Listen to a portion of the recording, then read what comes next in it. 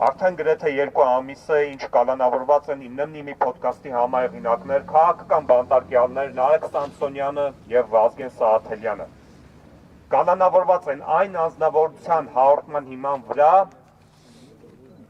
ով ընդամենը տարիներ առաջ մայրաքաղաքի կենտրոնում թքել էր քաղաքացու վրա, այդ քաղաքացու կողմից քննադատության արժանանալու համար։ Նարեկ Սամսոնյանը եւ Վազգեն Սահաթելյանը կալանավորված են իրենց քաղաքական հայացքների, իրենց ընդդիմադիր խոսքի, իրենց ընդդիմադիր կեցվածքի եւ քաղաքական սուր քննադատության համար։ Նրանք կալանավորված են այն բանի համար, որ պատասխանել են ազգային ժողովի նախագահի պաշտոն զբաղեցնող անձնավորության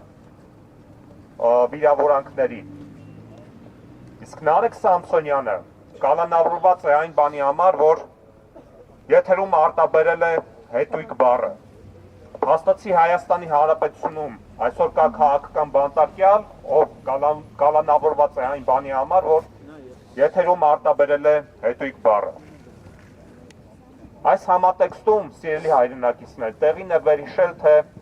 գործող ռեժիմի ներկայացուցիչները ինչպիսի բառապաշար են օգտագործում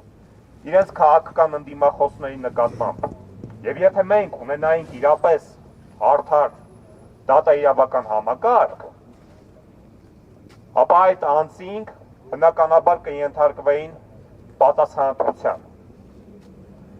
Իսկ այսօր մենք տեսնում ենք, որ գործող ռեժիմը շարունակաբար թիրախավորում է իր քաղաքական հակառակորդներին